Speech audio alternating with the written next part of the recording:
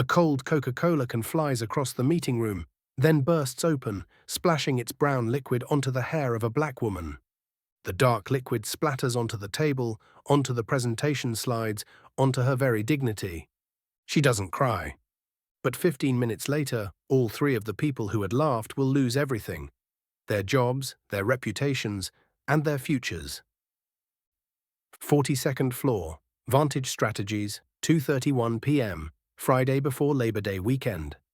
The office is almost empty, with only a few groups of employees trying to finish up their weekend reports. In the middle of the shiny glass-walled conference room, Amara Lewis Bennett, the only black data analyst in the company, has just completed the final color print. She gently places the report on the table, her voice calm. "I've compiled the data for the Promix 2.0 campaign. ROI projections could exceed 12%. Here are the models." Oops! A sharp female voice rings out. Next, the Coca-Cola can is tipped over from behind, spilling onto her head. No one moves to stop it. No one stands up. Rachel Voss, the marketing team lead, steps forward, her gaze as cold as ice. "I think you could use a little refreshment for those lackluster ideas." The empty can clatters as it falls onto the glass table. Logan Shaw raises his iPhone 15, filming while laughing loudly. "Look, everyone. Diversity shower, Vantage style." Vanessa Klein, the HR assistant, is busy tapping out a story.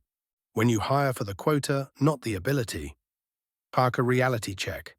The Coke runs in a stream through Amara's hair, down her navy blouse collar, dripping onto the forecast slide she had spent the whole week preparing. No one offers a towel, no one speaks, and no one stands up. Amara says nothing. She simply looks up, her brown eyes steady and bright, not because of anger, but because of clarity.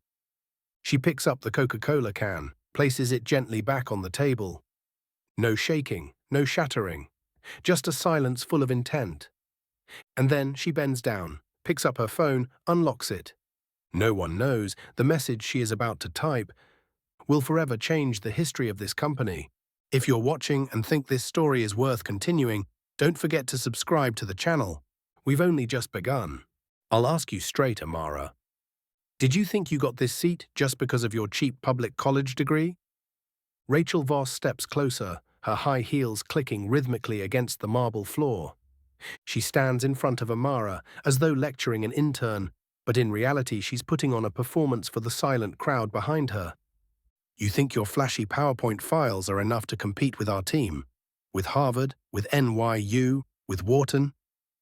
She emphasizes the word "our," like drawing a clear line of class distinction. The glass-walled conference room turns into a massive fish tank, where Amara is scrutinized like an outcast creature. Outside, a few employees glance over, some deliberately walking faster to avoid making eye contact. A few stop to watch. "You don't belong here." Rachel lowers her voice, soft but sharp like acid. "Don't think a few data points are going to help you climb into this chair. You don't have the right bloodline, the right background. And clearly, you don't have the right class." She laughs, not the polite kind of laugh, but the kind from someone testing the limits of another. Behind Rachel, Logan Shaw continues filming, whistling as he says, "Let me guess, Amara, your boyfriend drives an Uber, right? Or is he waiting outside on the street in a New Jersey plate car?" Vanessa Klein, still glued to her phone, adds, "Actually, I bet it's the Bronx. You know, that style of rising up from the bottom." Laughter erupts, the sound of phone typing, the video continues rolling. And Amara, she doesn't react. She doesn't step back. She simply unlocks her phone. The phone in Amara Lewis Bennett's hand lights up under the office lights. No shaking, no rushing. She simply swipes her finger, typing a single line into the chat box. "Confirm, ETA 12 minutes. No emojis, no exclamation marks, just a command, like a button pressed in a larger system moving behind the scenes. Rachel Voss still doesn't notice anything. She just furrows her brow at Amara's calm demeanor. "What are you doing? Calling your mom? Or calling your Uber boyfriend?" Logan Shaw raises his phone again. "Hey, keep filming. This expression is perfect, like the long-suffering heroine about to cry." Vanessa Klein giggles. Poor thing. But honestly, it's kind of ridiculous. That blouse probably cost $40 max. Looks like outlet stuff. Amara doesn't respond a word. She simply looks at her watch. A classic Patek Philippe, brown leather strap, finely crafted round face, a detail no one in this office ever noticed because no one ever thought she was worth watching that closely. 2:37 p.m. Time begins to move differently. A few employees in the open area start to whisper. One silently closes their laptop. Another glances toward the executive elevator, where no one in this office has ever stepped inside. Something is shifting in the atmosphere. Not because Amara said anything, but because she said nothing. And in that silence, there's something more frightening than a threat. The absolute confidence of someone who knows exactly what they're doing and is waiting for what comes next. Rachel Voss steps closer, trying to regain control. What's with the attitude? Do you think you're protected? There's no one here standing up for you, Amara. Amara looks up. For the first time, she meets Rachel's eyes directly. I know, and I also know you just made the most important decision of your life. Only, you don't know what it is. The atmosphere in the office begins to feel strange. No one says a word, but every footstep, every mouse click, slows down just a little. Something is shifting. Something is coming. Amara Lewis Bennett remains seated, her hair still damp with Coca-Cola, slowly drying and leaving dark streaks on her blouse collar. She doesn't wipe it. She doesn't cover it up. She isn't embarrassed. Vanessa Klein whispers, "Something feels off." Rachel Voss crosses her arms, sneering. The problem is that this fake silence doesn't make you any scarier, Amara.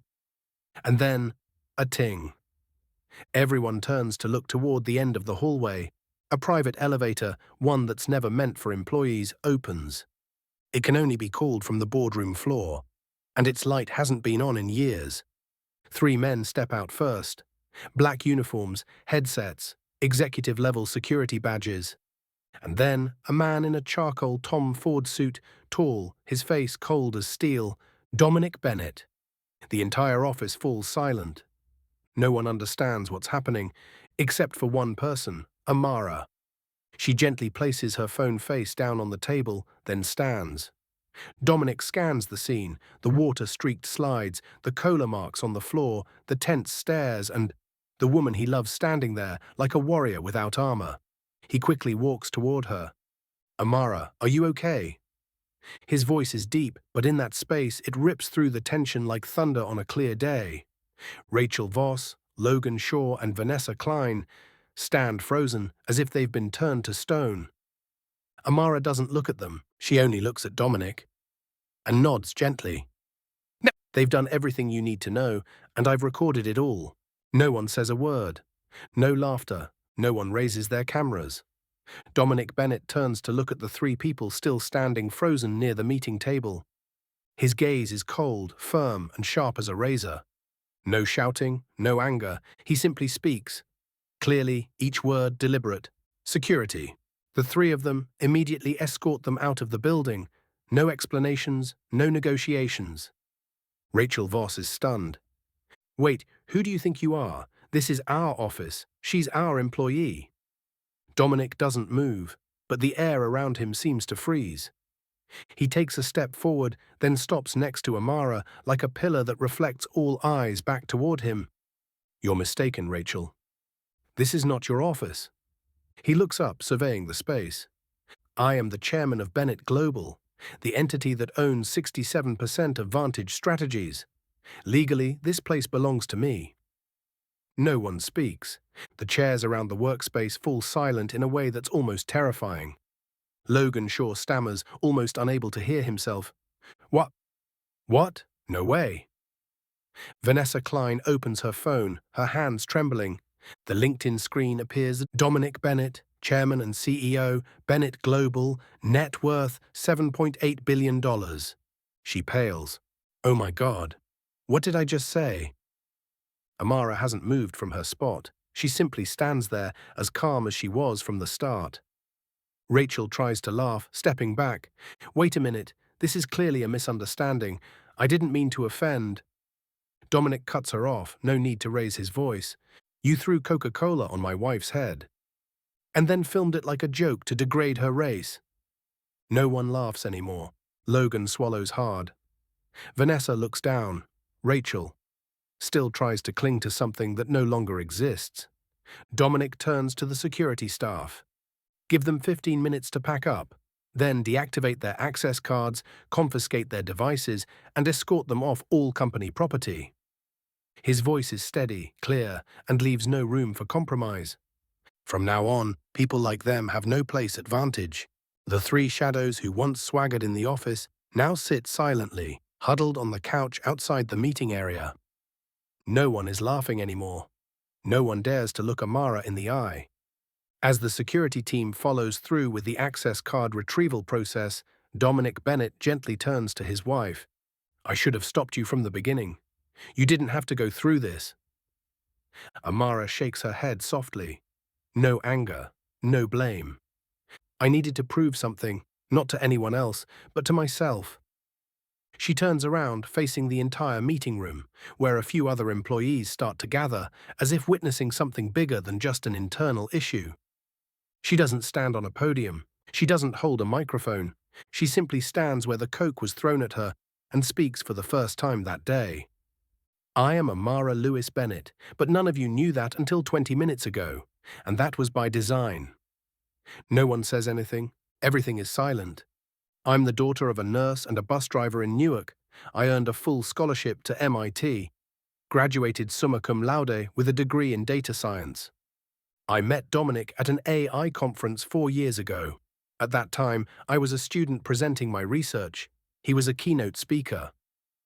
One employee quietly pulls out a chair, another closes their laptop to listen. I could have chosen to step into life easily, under the Bennett name, but I chose to start over, from scratch, right here. Rachel Voss mutters under her breath, this can't be. I applied like every other candidate, took the test, passed 3 rounds of interviews, and no one knew who I was. And I've worked every day for the past 6 months to be taken seriously for my skills, not because they're afraid of my last name. She bends down, picking up the laptop that had been splattered with Coca-Cola earlier. On the screen, the slide she had prepared for the Promix 2.0 campaign is still visible.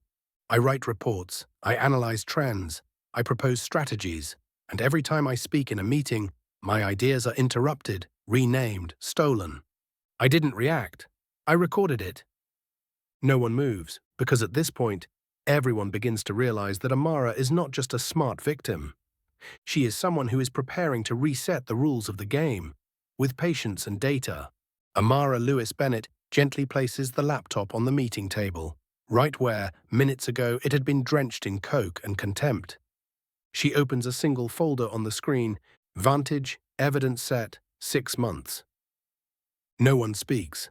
I haven't spoken up all this time because I needed this system to expose its own nature. And here is the truth. She presses Enter. The first slide appears. Email, 12th of April, from Rachel Voss. Who does this intern think she is, constantly giving her opinions right from the start? I bet she won't make it past 90 days. The next slide, an audio excerpt from a meeting. Logan Shaw's voice is clear. That's good, but let me rephrase it. Sounds better coming from me. The boss doesn't like hearing too much diversity. The room goes completely silent. A few employees begin to blush. I planted a mic in 9 team meetings, took 14 pictures of whiteboards where my ideas were erased and rewritten under other names. Amara moves on. The 4th slide is an internal chat message. Group titled Elite Vantage, Private Group, 6 members. Message from Vanessa Klein, June 5th. She eats lunch alone every day, just like the quota hire no one talks to. It's sad, but oh well, who cares? Message from Rachel Voss, June 8th. Definitely the Bronx. Who's betting she quits by the end of the month? The next slide, images from internal cameras. Amara enters the meeting, while the other 3 burst into laughter, raising their hands to signal shut her down. Another angle, Vanessa standing outside, recording a video of Amara eating alone, caption, When Inclusion Meets Reality. No one is sitting straight anymore, no smiles, only the heavy silence of a courtroom about to deliver its verdict. Amara looks directly at them. I didn't say anything for 6 months because I didn't need to react. I needed to prove something. And now no one can say it was just a joke anymore. The meeting room door swings open. A man in a sharp grey suit with thin framed glasses and holding a charcoal leather briefcase walks in as if he's been waiting for this moment for a long time. Elijah Monroe, Chief Counsel for Bennett Global. No introduction, no permission to speak. He simply nods lightly to Amara and Dominic, then strides straight to the head of the table. He places the briefcase down, unlocks it, pulls out 3 thick stacks of files, each clearly labeled in bold red letters. Rachel Voss, behavioral discrimination complaint. Logan Shaw, racial harassment record. Vanessa Klein, evidence of toxic work environment. I am Elijah Monroe, legal counsel for Ms. Amara Lewis Bennett, and also senior legal advisor for Bennett Global. His voice is steady, deep, and authoritative, like a judge's. I am here today to formally present charges against 3 mid-level employees of Vantage Strategies, including but not limited to systemic racial discrimination, repeated workplace mental harassment, creation of a toxic and exclusionary work environment. The evidence includes emails, audio recordings, images from internal cameras, server activity logs, and data from personal devices stored on the company's cloud. Vanessa nearly collapses into her chair. Rachel clenches her hands, trembling.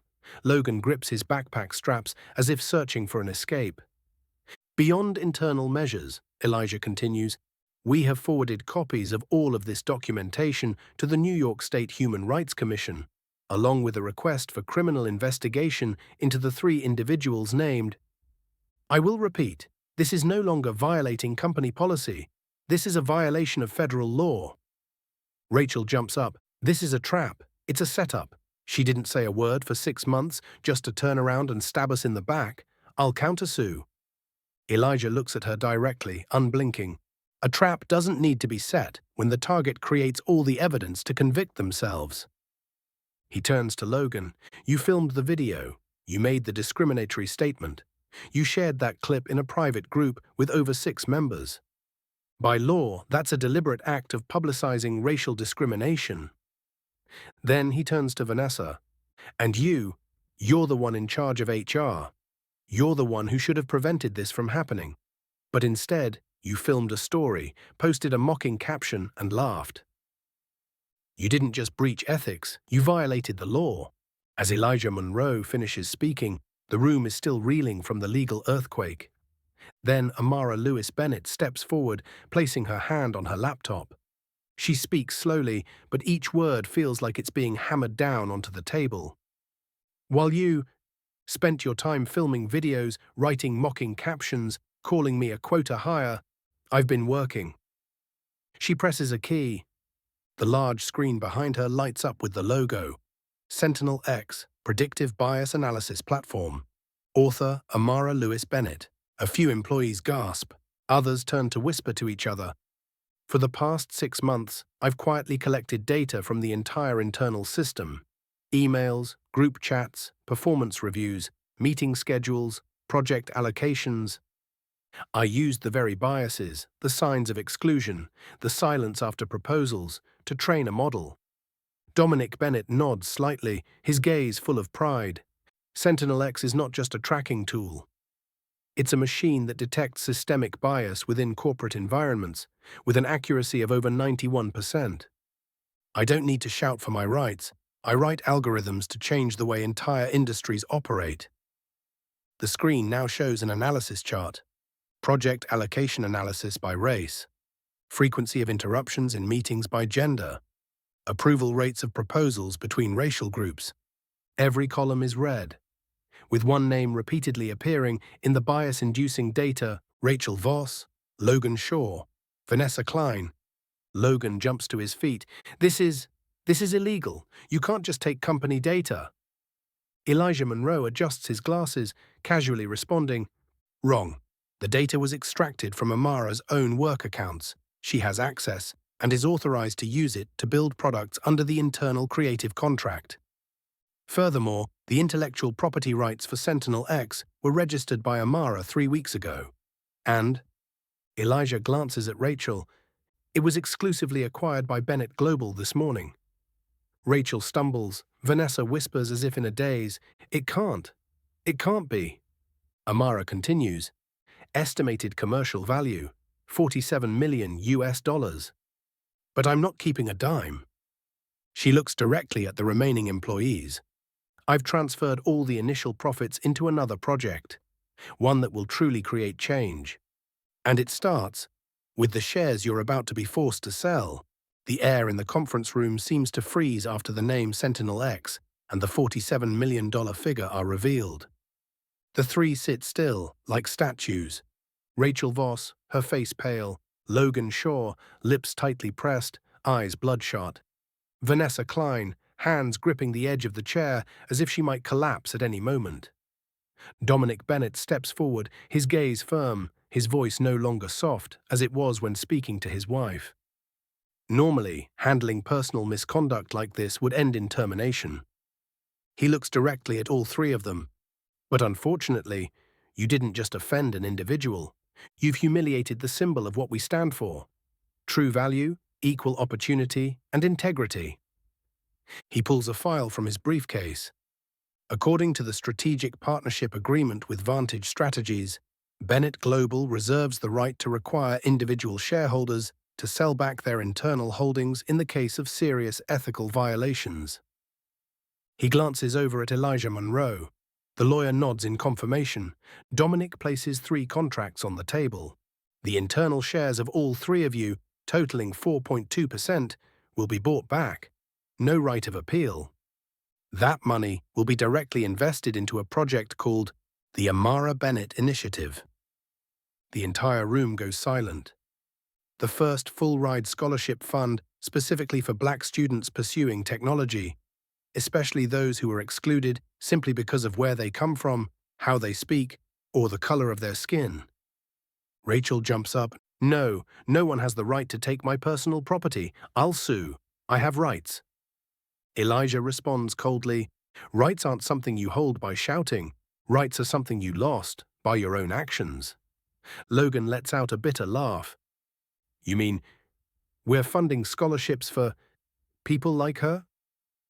Amara turns around, standing next to Dominic. Her gaze is gentle but resolute. Not for people like me, but for those who won't have to endure what I've gone through here. Friday afternoon, the main conference room at Vantage Strategies is silent as a grave. All employees are urgently summoned. No one knows what awaits them. But when the lights go out and the first slide appears, the entire room holds its breath. On the screen, it's Vanessa Klein's Instagram story, when the quota hire has to eat lunch alone. No friends, la shark reality. Then comes the clip of Brad. Now everyone knows his real name is Logan Shaw, filming himself throwing Coca-Cola onto Amara's hair. Laughter, sarcastic voices. Diversity shower everyone. A woman in the front row covers her mouth. An IT guy bows his head. No one says a word. Next is a series of internal emails from Rachel Voss. Where's that new girl from? South Bronx? Guess how long she'll last? Probably not more than a month. Wanna bet? Elijah Monroe steps onto the stage. He speaks softly, but each word cuts like a blade. All the evidence, from messages, emails, videos, photos, has been verified. These actions are not just jokes. They are systematic racism, harassment, and degradation in the workplace. Amara stands up. Not angry, not shedding tears, only the clarity of someone who has waited a long time to be heard. I didn't shout, because I was recording everything, and today I'm letting your own actions speak for themselves. The room erupts, not in anger, but because the truth has been brought to light before the entire company. The lights in the conference room dim. Amara steps up to the podium, alone, with no papers, no lapel microphone. Only the voice of someone who has endured in silence for far too long. I didn't come here to be a victim. I have a bill to pay too. She looks directly at the front row, where Rachel, Logan, and Vanessa have their heads bowed. Not a bill of money, but a bill of honor for people like my mother, who was fired just because of her frizzy hair, for my classmate who didn't dare to submit his resume because his name didn't sound prestigious enough, for myself, showing up to work every day knowing I'd be looked down upon, having Coke thrown on my head, and still having to smile. She pauses for a moment, but I don't pay that bill with anger. I pay it with action. Elijah Monroe nods in approval. The next slide appears on the LED screen, Fairmetric AI, the first app at Vantage, developed by Amara, designed to detect bias and discrimination directly in the employee evaluation system. The large text beneath it reads, "Fairness doesn't come from luck, it comes from honest data." A scattered round of applause starts, then spreads throughout the room. Amara delivers her final words, slowly. "I don't need anyone's pity. I need everyone to look directly at what has happened. And if one day my daughter asks, 'What did you do when you were treated like that?' I want to have an answer she can be proud of." 3 weeks later, an internal news post appears on LinkedIn for Bennett Global. No fanfare, no media coverage, just a cold headline. Vantage Strategies. Global strategic consulting contract terminated due to severe violations of organizational ethics. Contract value, $86 million. Gone in a night. Rachel Voss, former marketing team lead, live streams on TikTok. Her face exhausted, mascara smeared. "I'm sorry. I didn't mean it. Please, someone help me. I can't find a job." Comments. "Is that you? The legendary Coke can girl? Get up and take responsibility. Stop crying here." Logan Shaw, the one who threw the Coke and laughed, is now a delivery driver for a beverage startup. Worn-out t-shirt, sweat dripping down his forehead. A customer opens the door, silently records him making the delivery, then edits it with the old clip. It goes viral within 4 hours. Vanessa Klein disappears from social media. Her LinkedIn profile is locked. An anonymous industry insider messages, "Heard she's planning to change her citizenship to Canada to start over." But reputation doesn't have a detour. As for Amara, she says nothing about what they're going through. No need. Because, as she once said, "I don't need to bring anyone down. I just need to let the truth speak for itself." 1 year later, on the corner of Fifth Avenue in Midtown Manhattan, where the Vantage Strategies sign once hung, now stands a new building, Amara Bennett Institute. The brass letters shine brightly under the sun. Beneath it's engraved, "For those once called not good enough." Inside, the first class of the institute is underway. The teacher is a former black engineer, once fired for being a cultural mismatch. On the screen are students, black, Latino, white, all learning Sentinel-X, the AI system that Amara developed from the very 6 months of hell she endured. On CNN, a short news segment airs. Amara Lewis Bennett has officially been awarded the Global Social Science Award for her groundbreaking contributions to technology combating workplace bias and racial discrimination. The host smiles. From victim to game changer, her story is now being taught at 37 universities across the US. On the small wooden desk in the director's office, Amara opens a handwritten envelope. Inside is the scrawled handwriting of a 16-year-old girl from the Bronx. "Dear Ms. Amara, I used to think my skin was a burden. But thanks to you, I know it can also be a light. One day I'll write a code like you." Amara gently touches the words. She doesn't speak. She simply smiles quietly, as if everything that has happened now holds meaning. New York, fall. In the auditorium of the Global Conference on Fairness and Technology, Amara Lewis Bennett steps onto the stage. Behind her is a large banner, "Future by Design, when code meets conscience." She doesn't bring a speech, no need for a teleprompter. Only a warm gaze, and a voice as steady as an ancient tree standing firm in the storm. "A year ago, I had Coke thrown on my head in the office. No one stood up, no one asked if I was okay, and I didn't ask anyone to apologize. The entire auditorium is silent. I just quietly recorded it. Because I understood one thing: justice isn't a shout, it's patience, carried to the very end." She raises her hand, and on the screen behind her, lines of Sentinel-X code begin to appear. "I didn't build this system to get back at them. I built it so that people like me don't have to bow their heads anymore, so that if a young girl is rejected from an interview simply because of her name, she'll know that someone has stepped up to reprogram the entire game. After the speech, Amara steps down from the stage. An older woman, with silver hair and wearing a simple suit, takes her hand. It's Mrs. Helen, the janitor from the old office, who once left a napkin for Amara after a tense meeting. You did it, Amara. Not just for yourself, but for all of us. Some will ask, why didn't she retaliate with anger? Why not throw a Coke can back or push someone into the mud? Perhaps because she knew the mud only makes people dirty. But the system, that's what sinks people. Amara didn't destroy what hurt her. She built something else, more enduring, more powerful. Not to take revenge, but so that those who come after her won't have to endure that shame anymore. And if one day you see someone being looked down upon, pushed aside, don't turn away. Who knows?